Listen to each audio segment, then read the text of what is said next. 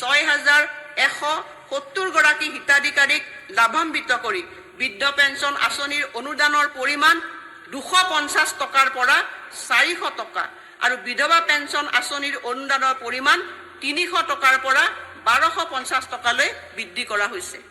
ইয়াৰ উপৰি ৰাষ্ট্ৰীয় বৃদ্ধ পেঞ্চন আঁচনিৰ সমাহাৰত অনুদান আগবঢ়াই আমি শ্বহীদ কুশল কোঁৱৰ সাৰ্বজনীন বৃদ্ধ পেঞ্চন আঁচনিৰ অধীনত 11,49,137 গৰাকী হিতাধিকাৰীক সামৰি লৈছোঁ।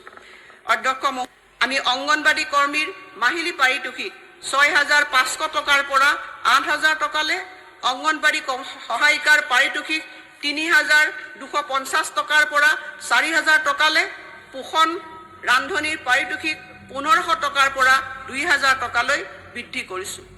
একেদৰে আশা কৰ্মীসকলৰ পাৰিতোষিক 3,000 টকাৰ পৰা 4,000 টকালৈ বৃদ্ধি কৰা হৈছে আৰু আশা ছুপাৰভাইজাৰসকলৰ পাৰিতোষিক 9,000 টকাৰ পৰা 10,500 টকালৈ বৃদ্ধি কৰা হৈছে।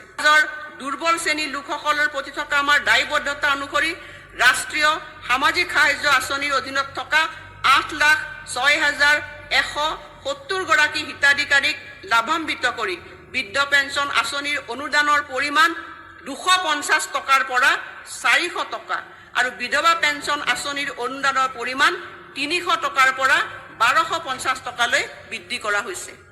ইয়াৰ উপৰি ৰাষ্ট্ৰীয় বৃদ্ধ পেঞ্চন আঁচনিৰ সমাহাৰত অনুদান আগবঢ়াই আমি শ্বহীদ কুশল কোঁৱৰ সাৰ্বজনীন বৃদ্ধ পেঞ্চন আঁচনিৰ অধীনত 11,49,137 গৰাকী হিতাধিকাৰীক সামৰি লৈছোঁ। অধ্যক্ষ, আমি অংগনবাড়ী কৰ্মীৰ মাহিলী পাৰিতোষিক 6,500 টকাৰ পৰা 8,000 টকালৈ, অংগনবাড়ী সহায়িকাৰ পাৰিতোষিক 3,250 টকাৰ পৰা 4,000 টকালৈ, পোষণ ৰান্ধনিৰ পাৰিতোষিক 1,500 টকাৰ পৰা 2,000 টকালৈ বৃদ্ধি কৰিছোঁ। একেদৰে আশা কৰ্মীসকলৰ পাৰিতোষিক 3,000 টকাৰ পৰা 4,000 টকালৈ বৃদ্ধি কৰা হৈছে আৰু আশা ছুপাৰভাইজাৰসকলৰ পাৰিতোষিক 9,000 টকাৰ পৰা 10,500 টকালৈ বৃদ্ধি কৰা হৈছে।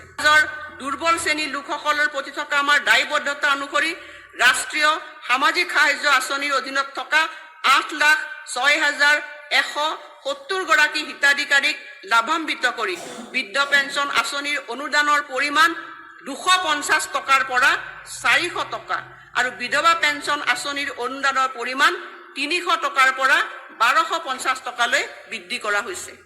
ইয়াৰ উপৰি ৰাষ্ট্ৰীয় বৃদ্ধ পেঞ্চন আঁচনিৰ সমাহাৰত অনুদান আগবঢ়াই আমি শ্বহীদ কুশল কোঁৱৰ সাৰ্বজনীন বৃদ্ধ পেঞ্চন আঁচনিৰ অধীনত 11,49,137 গৰাকী হিতাধিকাৰীক সামৰি লৈছোঁ।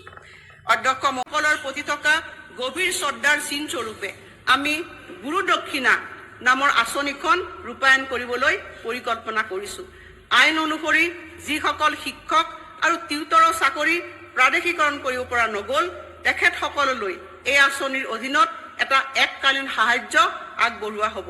ইয়াৰ দ্বাৰা আমাৰ ছাত্ৰ ছাত্ৰীসকললৈ তেখেতসকলে আগবঢ়োৱা জীৱনজোৰা উৎসৰ্গীকৃত অৱদানক মৰ্যাদা সহকাৰে সন্মানিত কৰা হ'ব।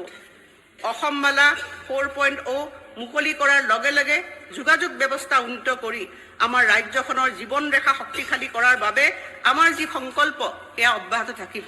আমাৰ দীৰ্ঘম্যাদী পৰিকল্পনা হ'ল তেজপুৰ বাইহাটা চাৰিৰ মাজত এক 4 লেনযুক্ত পথ, নগাঁও, মৰিগাঁও আৰু দৰং সংযোজী ব্ৰহ্মপুত্ৰৰ ওপৰত এখন দলং, গুৱাহাটী বিমানবন্দৰৰ পৰা জাগিৰলৈ এলিভেটেড কৰিডৰ আৰু গুৱাহাটীৰ পৰা ডিব্ৰুগড়লৈ এক্সপ্ৰেছ কৰিডৰ নিৰ্মাণ।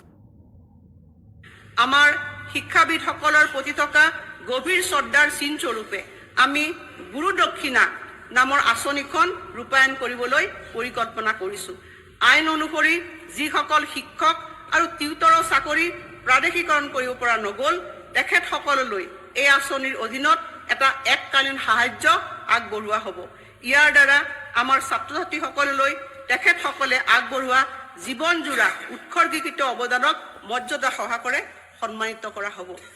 অসম মালা 4.0 মুকলি কৰাৰ লগে লগে যোগাযোগ ব্যৱস্থা উন্নত কৰি আমাৰ ৰাজ্যখনৰ জীৱন ৰেখা শক্তিশালী কৰাৰ বাবে আমাৰ যি সংকল্প সেয়া অব্যাহত থাকিব। আমাৰ দীৰ্ঘম্যাদী পৰিকল্পনা হ'ল তেজপুৰ বাইহাটা চাৰিৰ মাজত এক 4 লেনযুক্ত পথ, নগাঁও, মৰিগাঁও আৰু দৰং সংযোজী ব্ৰহ্মপুত্ৰৰ ওপৰত এখন দলং, গুৱাহাটী বিমানবন্দৰৰ পৰা জাগিৰলৈ এলিভেটেড কৰিডৰ আৰু গুৱাহাটীৰ পৰা ডিব্ৰুগড়লৈ এক্সপ্ৰেছ কৰিডৰ নিৰ্মাণ।